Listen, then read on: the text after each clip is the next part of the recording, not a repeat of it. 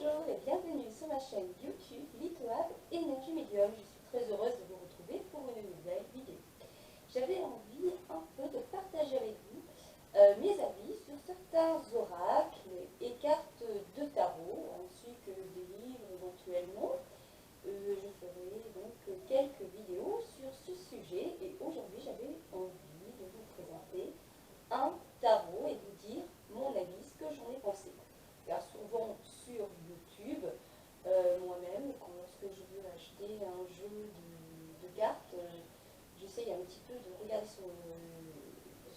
sur des vidéos et on retrouve souvent des unboxings où ils reçoivent leur colis, ils ouvrent, il est très bien, il est très beau, le jeu est parfait, mais ils ne l'ont jamais testé et ils vous disent qu'il est super.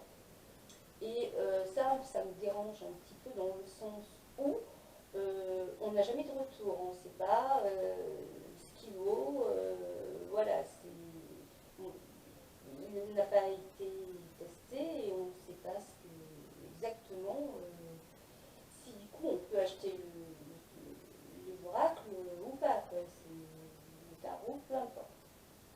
Donc pour cette vidéo, je vais vous présenter déjà vite fait le jeu de tarot. Bon, après, vous avez beaucoup de présentations au niveau du jeu, hein.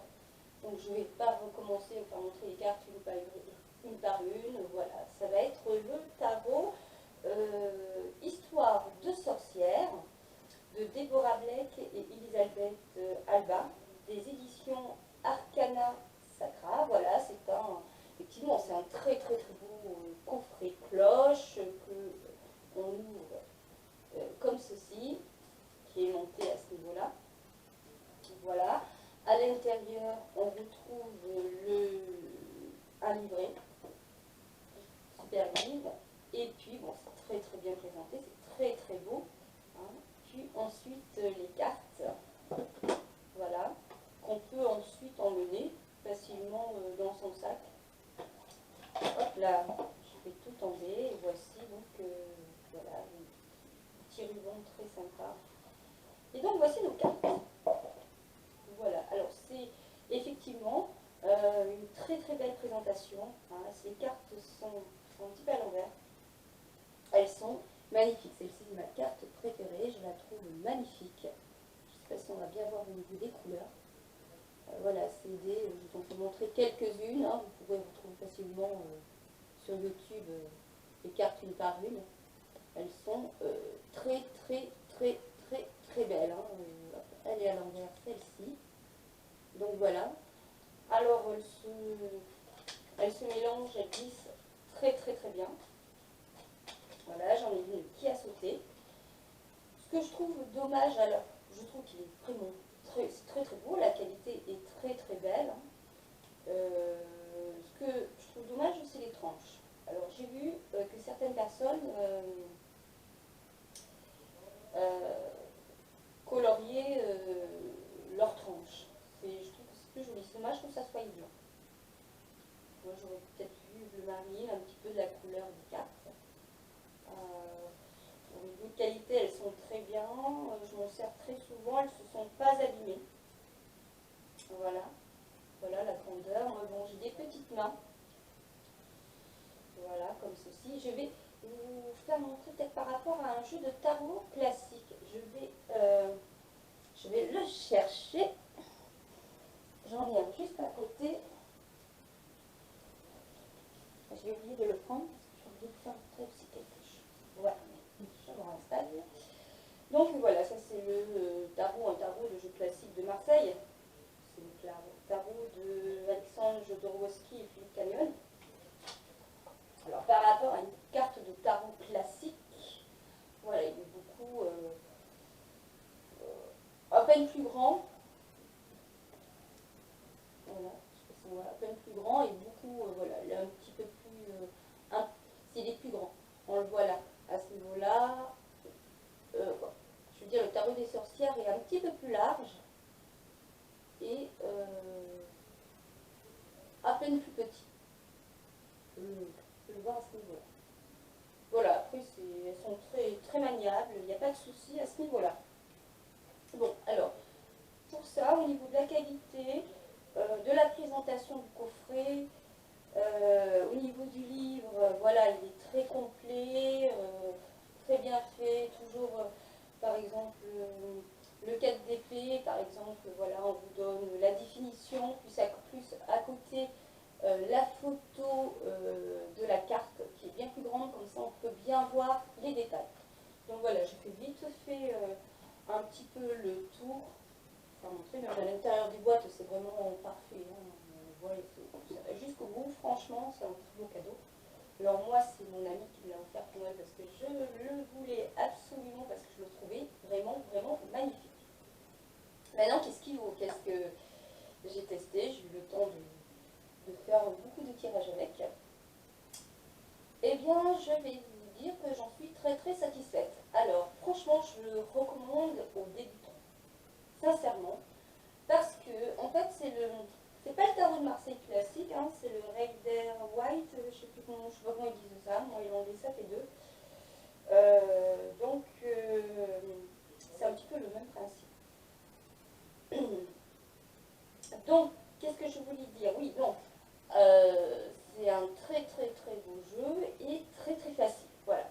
Il est au niveau de l'interprétation, c'est vraiment facile. Vous regardez une carte et vous pouvez facilement interpréter la carte. C'est très facile pour les débutants. Franchement, je conseille ça.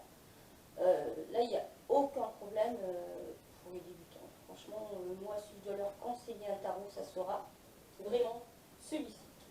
Je l'ai beaucoup aimé, c'est pas le cas de tous, que je vous présenterai et je vous dirai pourquoi, voilà, parce que c'est bien beau Après, il y a des points forts, il y a des points faibles comme dans tout, mais celui-là, franchement, impeccable.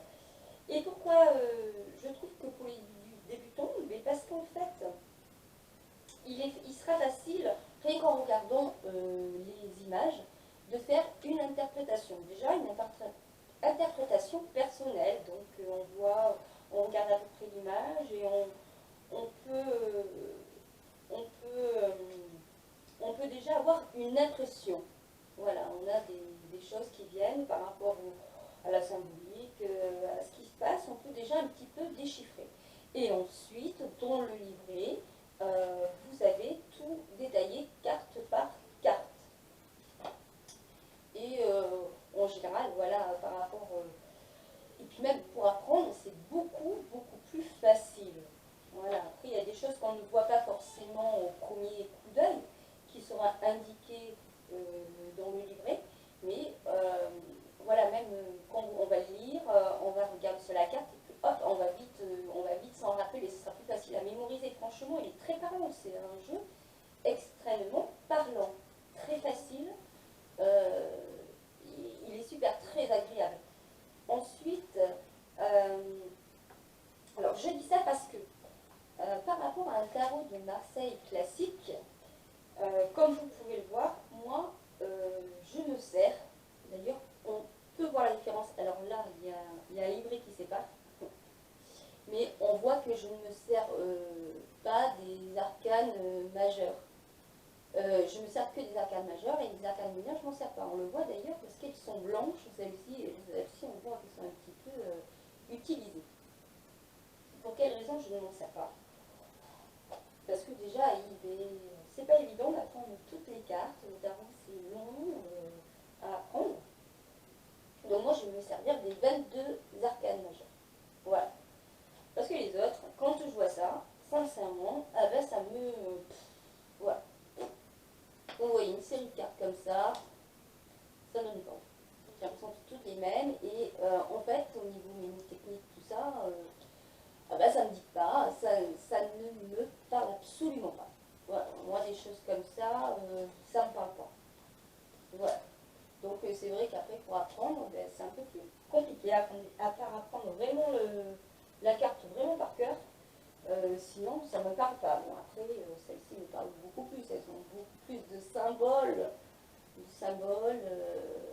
Voilà. Donc, c'est pour ça que je me sers de cartes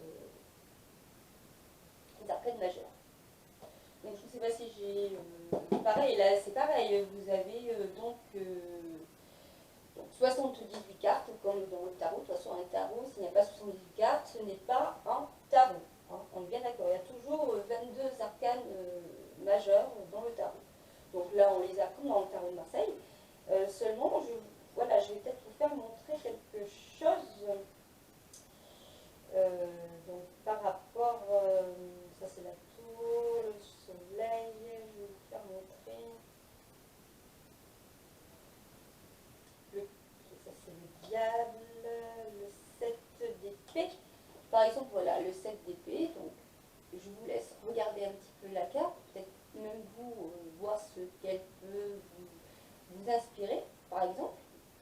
Et le 7 d'épée, je vais essayer de le retrouver dans le tarot classique. 3, 5, 6. Ça c'était pas des épées. Allez savoir le jeter, c'est quoi les épées de mort? Comment ça s'appelle? Effectivement, ça jamais. Ça c'est des épées. Ça doit être ça. Le 10, le 7 d'épée, voilà. Il n'y a pas de photo. Quand on débute, puis même, il n'y a pas de photo entre les deux. Alors ça fait un reflet, j'ai l'impression que ça fait un reflet. Donc voilà, celle-ci, elle parle beaucoup plus que celle-là. On est d'accord. Enfin, moi je sais pas, mais pour moi, voilà, c'est pour ça que je trouve que c'est quand même beaucoup plus facile et que sur le tarot de Marseille, je ne me sers que des 22 cartes et pas du reste, et que sur celui-ci, je me sers de tout. Du coup, sur le tarot de sorcière, alors je ne sais même pas si je ne me suis pas trompée tout à l'heure, je vais vous montrer le 7 d'épée, le 7 d'épée. C'était ça, en fait, les 7 d'épée, c'était ces deux, mais enfin, voilà, excusez-moi, mais enfin, c'est exactement pareil en fait. Hein. Donc celle-là parle, celle-là dit rien, et puis celle-ci elle parle plus. Au moins, que, voilà, c'est chacun, pour les débutants, c'est beaucoup plus facile. Donc je me sers de toutes. Donc sur le tarot de Marseille, effectivement, je me sers que des 22 arcanes majeures. Et par contre, quand je fais un tirage, c'est mélangé, vraiment bien mélangé. Je fais le tirage à l'envers et à l'endroit. Je me sers du. Comment c'est dire? Que si la carte peut être autant au tirage inversé qu'à l'endroit. Que sur celui-là, je fais le tirage tout à l'endroit. Je ne me sers pas de carte à l'envers. Parce que justement, comme je me sers de toutes les cartes, j'ai toutes les informations qu'il me faut. Donc, qu'est-ce que je voulais dire d'autre? Donc, effectivement, pour moi, voilà, jusqu'à là, il est parfait. Donc, voilà, j'ai testé. Et au niveau des tirages, j'ai des très très bons résultats. Seulement, voilà, il y a des fois où je vais faire le tirage sur une personne, elle va poser une question et bien souvent, lors du tirage, eh bien, elle n'a pas la réponse à une question, mais elle a la réponse à une autre problématique. Et c'est souvent que ça revient. Donc des fois, on repose une autre question et hop, on renvoie le même message que précédemment, peut-être sous d'autres formes, mais c'est en général le même message qu'on renvoie. Alors je me trouve beaucoup parleur au niveau prédictions.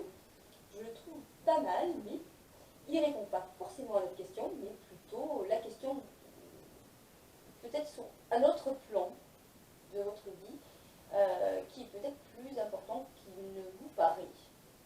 Je ne sais pas si je me suis bien fait comprendre.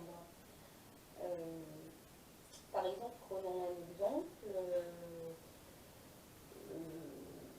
Est-ce que je vais rencontrer l'amour? Donc je vais faire mon tirage et ça ne va pas du tout me parler de ça. Mais par contre, ça va me parler d'un problème, par exemple, matériel, que je dois régler et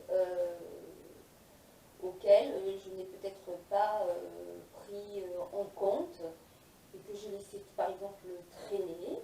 Et là, par contre, ça va revenir et ça va me dire attention, patati, patata, voilà.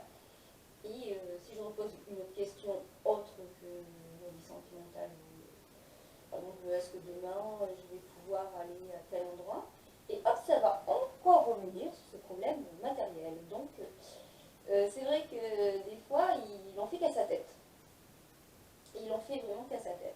Et c'est ce que j'ai vu, que ce soit sur moi ou sur les autres. Je me suis vraiment aperçue qu'il répondait pas forcément à la question. Alors,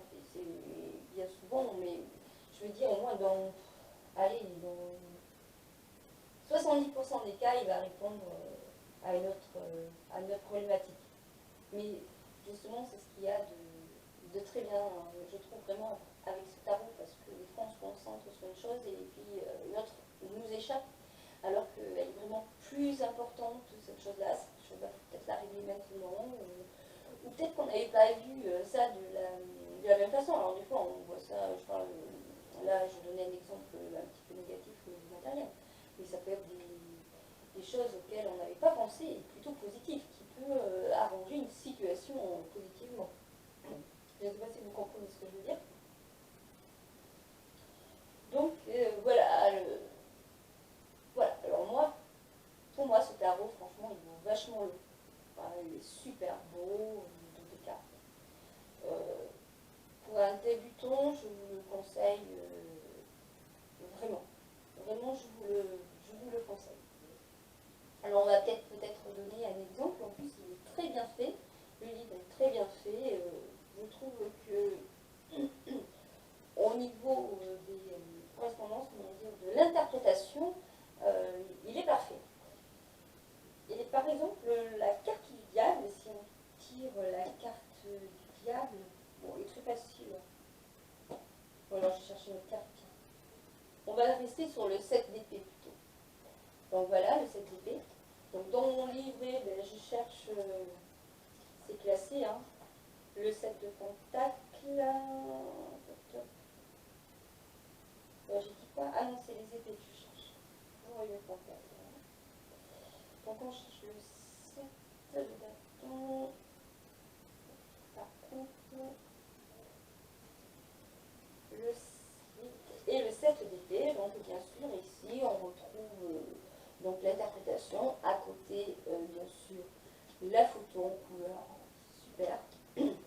Et donc, par exemple, là, en bas, on a toujours un petit voilà, qui nous dit là, là, là, ici, il n'y a rien à voir. Et puis l'interprétation, c'est j'emporte tout ce qui va avec moi, mais je m'enfuis ou je vais quelque part. Et ça vous dit, vous ne trouvez pas qu'il y a quelque chose qui ne va pas dans cette image? Je vais essayer de la tenir pour montrer. Notre amie qui porte cette épée est clairement dans un endroit où elle n'a rien à faire, en train de faire quelque chose qu'elle ne devrait pas faire. Mais parfois, les apparences peuvent être trompeuses. Est-ce qu'elle emporte quelque chose? Est-ce qu'elle apporte quelque chose? S'agit-il d'une sorte de mission héroïque ou d'un vulgaire cambriolage? Dans tous les cas, c'est une drôle de combine. Vous voyez, hein, franchement, l'interprétation, voilà, quand on lit, après on se rappelle, quand on revoit la carte, on mémorise vite. Hein. Matière à réflexion. Et voilà, c'est ce qui me plaît dans ce livret, c'est qu'on a toujours pour chaque carte, il y a la matière à réflexion. Et on nous dit, le 7 d'épée peut vous avertir d'être sur vos gardes. Quelle que soit la situation dans laquelle vous êtes, elle est peut-être plus compliquée qu'il n'y paraît. Et il peut être difficile de savoir à qui faire confiance. Si quelque chose vous semble étrange, faites confiance à votre instinct. D'un autre côté, ne tirez pas de conclusions hâtives.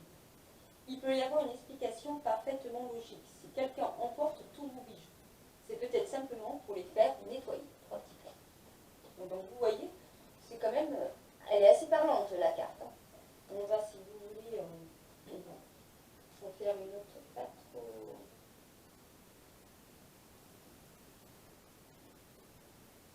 Pas trop longue.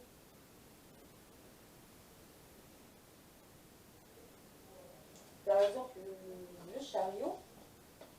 Allez, hop, la carte du chariot. La voici. Donc voilà. On voit, vous pouvez un petit peu regarder. Donc en bas, hein, bien sûr, on a le nom de la carte. Voilà, le chariot.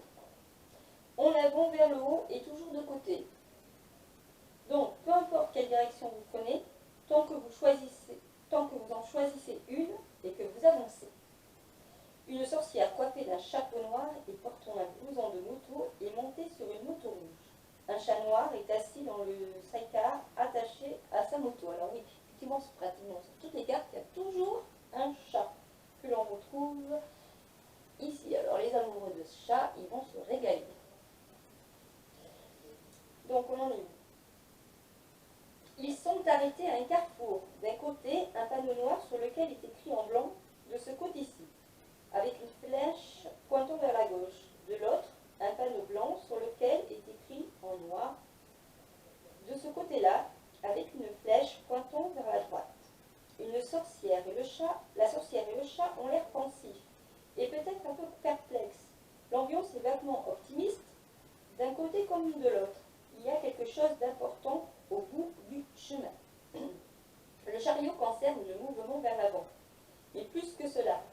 qui concerne le fait de garder le contrôle tout en avançant, de suivre votre propre route vers votre destinée.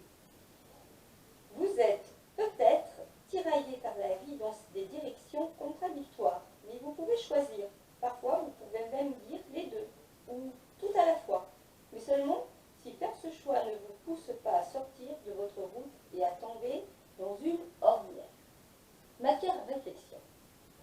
Il peut être difficile de choisir un chemin, surtout si les deux ont l'air attirants. Demandez-vous ce que vous désirez vraiment et quel effort vous êtes prêt à faire pour l'obtenir.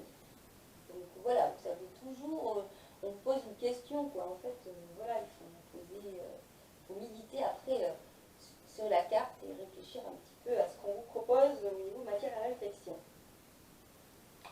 Quoi qu'il arrive, ne laissez personne faire ce choix à votre place. C'est à vous de prendre les décisions qui vont façonner votre avenir. Choisissez avec sagesse et avancez avec assurance. Et sachez que vous êtes capable de faire ce voyage. Donc, vous voyez, c'est aussi très parlant. La carte voilà, est très parlante par rapport à l'interprétation que l'auteur en fait. Qu'est-ce que je pourrais rajouter? Je pense que j'ai un peu fait le tour. Donc au niveau voilà, design, il est magnifique, il est très très beau, c'est très très belles images. Donc là, il n'y a pas de doute, il va être facile à utiliser, facile à travailler. On peut faire un très bon travail intuitif, un très bon travail personnel, travail sur soi. Il n'y a aucun souci. Sur le prédictif aussi, il vous envoie des messages très clairs. Des fois, c'est vrai, il ne répond pas à vos questions, mais parce qu'il a envie de vous avertir de quelque chose de plus important. Et ça, je trouve que c'est très très bien. Je le conseille vivement aux débutants. Franchement, si vous avez un tarot à choisir, je vous conseille celui-ci. Il est super, super magnifique. Donc, je vous rappelle, c'est le tarot Histoire de sorcière de Deborah Blake et Elisabeth Alba des éditions Arcana Sacra. Donc dites-moi en commentaire si vous souhaitez que je vous fasse votre vidéo dans ce style. Je vous présenterai la prochaine fois un autre jeu, soit un oracle ou soit un tarot, peu importe. Je vous dirai ce que j'en ai pensé, si j'ai aimé, si je n'ai pas aimé. Dans celui-ci, j'ai vraiment tout aimé. Voilà, je vous souhaite une belle soirée, une belle journée en suivant. Ce sera au moment que vous regarderez cette vidéo. Je vous dis